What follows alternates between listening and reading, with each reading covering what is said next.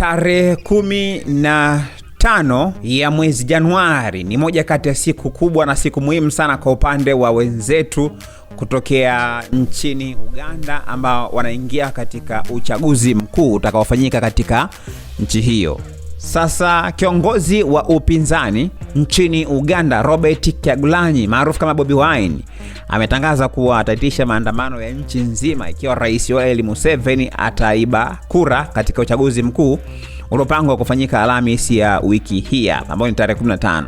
Na hii ilikuwa ni wakati akizungumza na shirika la habari la AFP nyumbani kwake jijini Kampala jana siku ya Jumatatu.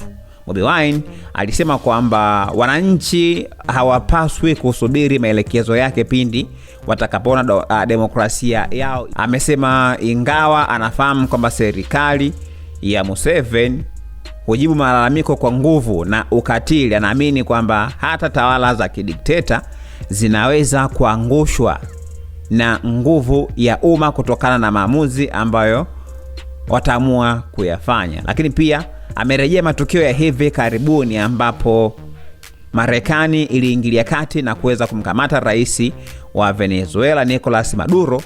Bobi Wine amesema kwamba angekaribisha uingiliaji kati ya aina hiyo kutoka kwa Rais Donald Trump ikiwa atasaidia kuikomboa Uganda. Tunafahamu kwamba uchaguzi huu unakuja wakati kukiwa na mivutano ya kisiasa kote Afrika Mashariki, huko pia vijana wakipinga kuminywa kwa demokrasia na ukosefu pia wa ajira nchini Kenya, Tanzania tumekuwa tukiona hiyo, na sehemu mbalimbali pia namna ambavyo watu wamekuwa wakijaribu kupinga uminywaji wa demokrasia. Lakini mashirika ya kimataifa kama Umoja wa Mataifa na Amnesty International yameshutumu Uganda kwa ukandamizaji, ikiwemo pia kukamatwa kwa mamia ya wafuasi wa Bobi Wine kuelekea siku ya upigaji wa kura ambapo watu zaidi ya milioni 20 wamejiandikisha mpaka sasa hivi.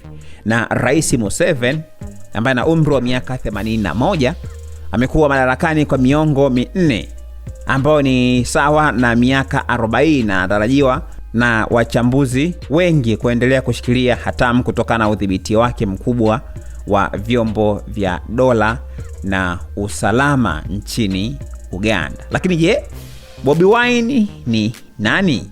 Robert Kyagulanyi Sentamu maarufu kama Bobi Wine, msanii maarufu wa muziki na kiongozi wa upinzani nchini Uganda, ameweka historia mpya kwa kujiunga rasmi kama mgombea urais kwenye uchaguzi mkuu wa Uganda ambao unapangwa kufanyika tarehe 15 Januari mwaka 2026. Bobi Wine alichaguliwa kuwa mgombea wa chama chake National Unity Platform NUP mara baada ya kusubiri hapo kama mgombea rasmi. Bobi Wine alianza kama msanii wa muziki na baadaye pia akawa mbunge, lakini pia anataka kumaliza utawala mrefu wa Yoweri Museveni ambaye amekuwa madarakani kwa zaidi ya miongo 4. Lakini pia amegombea muhula wake wa 7, jambo ambalo linalochanganya sio tu siasa za Uganda bali pia mustakabali wa demokrasia katika nchi hiyo.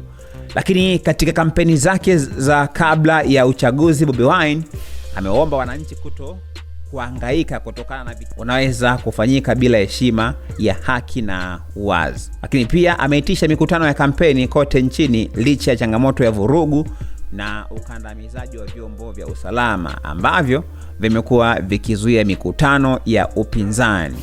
Bobi Wine pia ametangaza mipango yake ya kubadilisha masuala ya uchumi, ikiwa ni pamoja na kurekebisha mikataba ya mafuta ya nchi ili kuhakikisha kwamba Uganda inafaidika zaidi na rasilimali zake. Amesema siasa lazima ziwe na thamani ya kweli kwa wananchi na kwamba maisha ya vijana na haki za msingi ya demokrasia ni vipaumbele katika siasa zake ambazo amekuwa akizifanya na uongozi wake.